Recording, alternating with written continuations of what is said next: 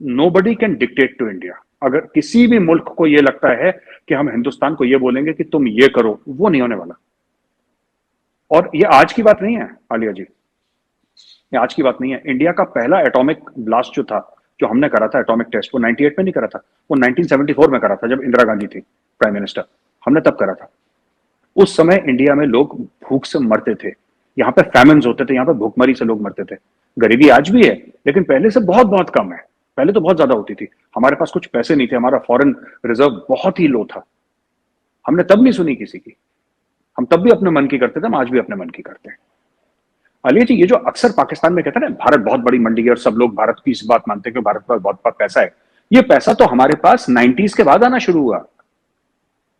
भारत के तो बहुत बुरे हाल थे। हमारा 68 टन सोना, उस समय गोल्ड रिजर्व से चलती थी, 68 टन सोना हमारा गिरवी रख दिया था हम लोगों ने। हम आईएमएफ के प्रोग्राम में गए, एक बार गए, पर उसके बाद हमने पेट पे पत्थर बांध लिया। हमने बोला कि भूखे सो जाएंगे, लेकिन आईएमएफ के पास नहीं जाएंगे। हमने कुछ करा, अपनी पूरी इकोनॉमी को हमने बदला। आज की तारीख में हम दोबारा नहीं गए, एक बार गए थे हम 90 अर्ली 1991 92 कभी गए थे, उसके बाद कभी नहीं गए आईएमएफ के पास। ये कहां से आया? क्या कोई इंडियन कोई स्पेशल ब्रीड है, या इंडियंस के पास कोई ऐसी अकल है, कोई शऊर है, कोई ऐसा इल्म है, ऐसा दिमाग है जो पाकिस्तानियों के पास नहीं? ऐसा that's not true, that's not true. पर हमारा जो भी प्रधानमंत्री है, जो भी हमारा प्रधानमंत्री है, जो भी हमारा आर्मी चीफ है, मैं आपको गारंटी के साथ कहता हूं आलिया जी, किसी का बाहर में प्रॉपर्टी नहीं है। हाँ, बच्चे किसी के सेटल होंगे होंगे, वो डन, दैट इज ओके। बच्चों की अपनी मर्जी है, बच्चे जहां भी जाएं, लेकिन कोई ऐसा नहीं कह सकता कि इसकी डुअल नेशनैलिटी है, इसका ये है, इसका ये है, इसका यहां पे घर है, इसका ये घर है। इन्होंने यहीं पे पैदा होना है, भारत में यहीं में मरना है, और ये जज्बे का फर्क है। जब हम पाकिस्तान और भारत के ताल्लुकात की बात करते हैं तो वहीं पे हमें ऐसा भी नजर आता है कि जहां पर हम इस बात को क्रिटिसाइज करते हैं कि हमारे जो है वो इस तरह की कुछ निसाब में चीजें शामिल हैं, हम अपनी तरबियत में बहुत सारी ऐसी चीजें शामिल है जिसमें हम ये पढ़ाते हैं कि जनाब जो हिंदू और मुस्लिम के बीच जो एक है वो खलीज, वो उसको हम कायम रखना चाहते हैं और ये दुश्मन है और इसके ऊपर जो है गलबा हासिल करना, ये सब कुछ हम खुद इसके ऊपर तनकीद करते हैं।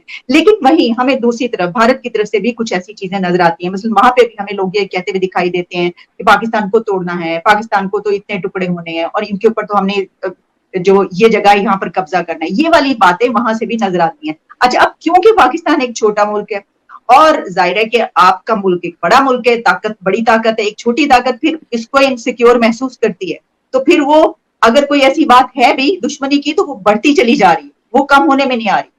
तो आप इसको कैसे लेंगे कि क्या, और फिर ये कि 71 वाली बात भी जब एक मौजूद हो सामने तो फिर तो वो कहते हैं कि हाँ ये तो करना ही ये चाहते हैं।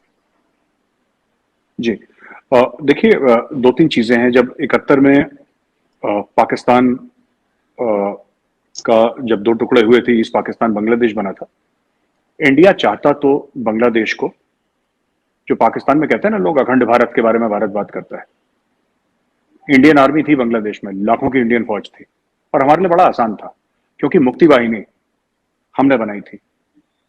मुक्ति वाहिनी को पैसे हमने दिए थे, मुक्ति वाहिनी को हथियार हमने दिए थे, मुक्ति वाहिनी को ट्रेनिंग हमने दी थी। The Mukti Vahini was trained by the Indian army, it was trained by the Research and Analysis Wing. Mukti Vahini को हमने जन्म दिया था, लेकिन वो जो जज्बात थे मुक्ति वाहिनी के दिल में, उसको जन्म हमने नहीं दिया। हमने हथियार दिए, लेकिन जो उंगली थी ट्रिगर पे वो बंगालियों की थी। हमारे रिलेशन बहुत अच्छे थे शेख मुजीबुर रहमान से, और उस वक्त अगर इंडिया चाहता तो शेख मुजीबुर रहमान से बात करके कि आप लोग ये करके किसी भी तरीके से इंडिया कोशिश कम से कम करता। मैं ये नहीं कह रहा कि इंडिया कामयाब हो जाता, मैं ये नहीं कह रहा, पर इंडिया कोशिश करता कि ये पार्टीशन में भी ये एरिया हमसे अलग हुआ था, ईस्ट पाकिस्तान बन गया था, हम इस पे कब्जा। इंडिया ने एक रुपए की कोशिश नहीं करी। इंडिया ने बोला ठीक है, अब हम लोग चलते हैं जी, राम राम, बाय। हमारी फौजें वहां से निकल गई कुछ हफ्ते महीने के बाद, जब भी निकलना था वो निकल गई। we left and we gave the keys of the kingdom to this thing। तो हमने देखे इंडिया में, मैं आपको बताता हूं कि एक और हमारी जो धार्मिक ग्रंथ है रामायण, उससे भी मैं आपको एग्जांपल देता हूं कि ऐसा क्यों। क्योंकि हमारा जो रिलीजन है वो भी हमें यही सिखाता है। जब प्रभु श्री राम ने रावण को हराया था लंका में, तो पूरी लंका खत्म हो गई थी, जो अब श्रीलंका बोलते हैं जिसको, तो वो खत्म हो गई थी।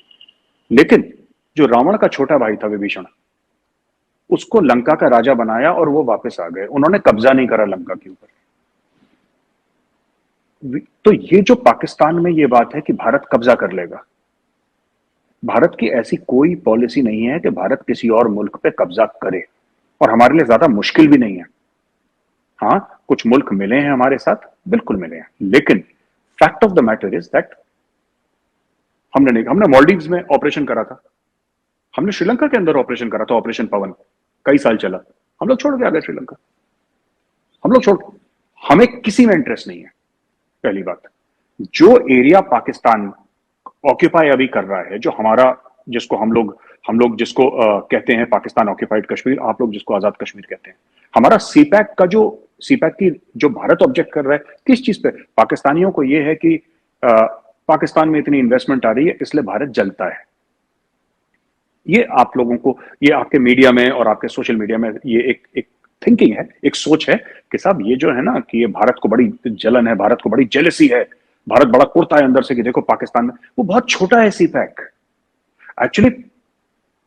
माफ करिएगा, मैं ऐसे रूड नहीं होना चाह रहा, मैं गलत बात नहीं कहना चाह रहा, बट पाकिस्तान ने इन्वेस्टमेंट देखी नहीं है, पाकिस्तान को पता नहीं है CPEC is this much. Ma'am, CPEC में जितनी अभी तक इन्वेस्टमेंट हुई है 40 अरब डॉलर की ना, 60-65 की बात करते हैं, अभी तक 40 अरब डॉलर की इन्वेस्टमेंट हुई है सीपैक में, लगभग 35-40 अरब डॉलर की, वो 15 साल में होनी है, वो 15 साल का एक मियाद है जिसमें होनी है।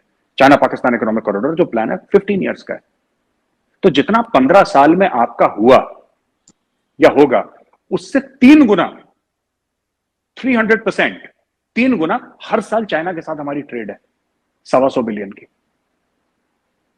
मतलब भारत क्यों जलेगा, भारत को क्या प्रॉब्लम है?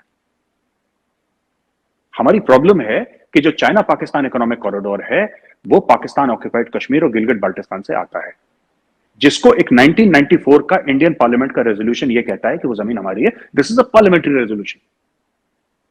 मसला ये है, इसके अलावा चाइना आए बोले कि जी 500 अरब की हम इन्वेस्टमेंट कर रहे हैं पाकिस्तान में, जय हो, have fun, we have no problem at all, हमें कोई दिक्कत नहीं है, पाकिस्तान तरक्की करे, हमारी दुआ है ये, हमारी प्रॉब्लम वो है, और हमारी और कोई प्रॉब्लम नहीं है सीपैक से। तो इसका मतलब ये हुआ कि ये जो बातें की जाती हैं ये इस वजह से की जाती है, वैसे कोई है आपके ऐसे प्लान्स या इरादे नहीं है? हम नहीं, मुतमईन हो जाएं। अरे जी मुतमईन, आप एक बात बताइए, लोग कहते हैं कि आप, अब मैं एक और चीज कहूंगा, हो सकता है आपको एज अ पाकिस्तानी पसंद ना आए, है ना, पर अगर मतलब एक आपको हाइपोथेटिकल सिनेरियो दे रहा हूं, अगर मैं अगर प्राइम मिनिस्टर हूं इंडिया का और मुझे कोई बोले कि आप पाकिस्तान ले लो, मैं सबसे पहले हाथ जोड़ के मना करूंगा।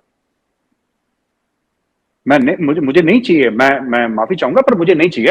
हाँ, जो कश्मीर का एरिया या गिलगिट बाल्टिस्तान का एरिया जो ले रखा है वो मुझे चाहिए, लेकिन मुझे कराची, लाहौर, इस्लामाबाद नहीं चाहिए। मुझे आपका सक्कर या मरी या आपके जो भी शहर है वो आप रखो, हमें बिल्कुल नहीं चाहिए।